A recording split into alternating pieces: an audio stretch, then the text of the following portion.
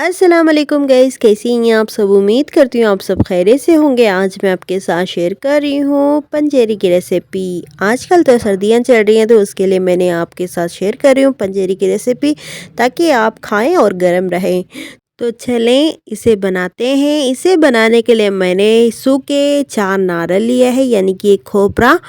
देख सक रहे हैं आप, इस तरह देखें, इस तरह ले लें आप। चाहे आप एक नारियल का, एक सूखा नारियल का भी बना सकते हैं, 2 नारियल का भी बना सकते हैं। मैं तो 4 नारियल का बना रही हूँ। तो आप चाहे तो जितना भी आप बना सकते हैं। आप इस तरह बना के यानी कि इसको कद्दूकस कर लें सारों को। इस तरह आप कद्दूकस करके इस तरह रख लिया हमने। ये देखिए, सबसे पहले ये देखिए कद्दूकस कर लिया है। देखिए इस तरह आप कद्दूकस करके रख लें, यानी कि ग्रेट करके। अब ये है खसखस। खसखस मैंने ज़्यादा नहीं लिया है, सिर्फ 5 टेबल स्पून लिए हैं, आधी कटोरी। अब ये है किशमिश, छुआरा। छुआरा यानी सूखा खजूर। तो उसके बाद है ये काजू। काजू को मैंने बारीक सा कट कर लिया है। अब इनको रख लेंगे साथ। अब एक पतीला लेंगे, उसमें डालेंगे देसी घी। देसी घी आप जितना फ्राई कर सकते हो उतना डालें। मैं हाफ़ कप के जितना मैंने देसी घी शामिल कर रही हूँ। शामिल करके इसमें मैंने शामिल कर दिया है काजू को। काजू के बाद मैंने थोड़ा फ्राई करके फिर इसमें किशमिश और मैंने छुआरा शामिल कर दिया, कट किया हुआ, यानी कि ये सूखा खजूर। तो उसके बाद मैंने ये डाल दिया है। तो आसान सा रेसिपी है ये, ज़्यादा मुश्किल नहीं है। तो खसखस डाल के उसके बाद मैं इसमें नारियल शामिल कर दूँगी। तो आपको ज़्यादा मुश्किल रेसिपी नहीं है ये, बहुत ही आसानी से हो जाती है और जल्दी झटपट बन के तैयार हो जाती है। सिर्फ इसको नारियल को थोड़ा कद्दूकस करना थोड़ा मुश्किल होता है, बस बाकी कुछ भी नहीं है। बाकी सारा आसान सा रेसिपी है, जल्दी झटपट बन के तैयार हो जाए। नारियल को शामिल करके अच्छी तरह मिक्स करें और थोड़ा सा घी ऊपर से डाल दें।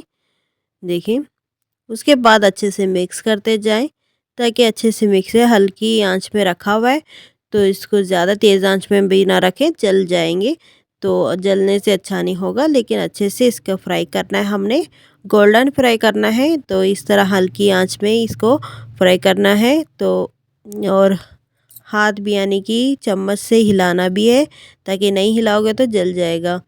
तो इसको हिलाते जाएं और इसको अच्छी तरह से इस तरह गोल्डन फ्राई होने तक इसको पकाएं, यानी कि भुने।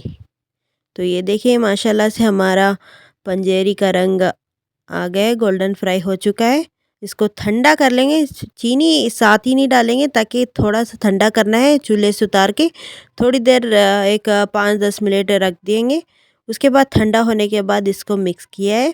मैंने चीनी 1 कटोरी लिया है, यानी कि 1 कप के बराबर। आप चाहे तो ज़्यादा मीठा करना है तो यानी कि टेस्ट करके फिर आप शामिल करें। शामिल करने से पहले ज़्यादा ठंडा भी नहीं करना चाहिए, पंजेरी को नॉर्मल रहना चाहिए ताकि गर्म भी रहो। तो उसके बाद चीनी शामिल करें। ये देखिए माशाल्लाह से हमारी पंजेरी तैयार हो गई है।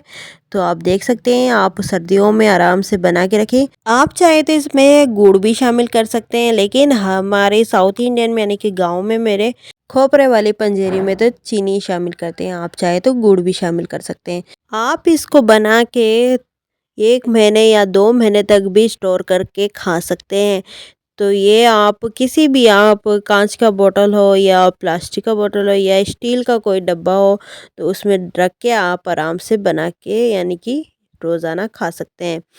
तो आपको ये खोपरे वाली पंजेरी आपको कैसी लगी कमेंट में ज़रूर बताएं। वीडियो पसंद आए तो लाइक और शेयर करते, सब्सक्राइब कर दे। चले मिलते हैं अगली वीडियो में। अल्लाह हाफिज़।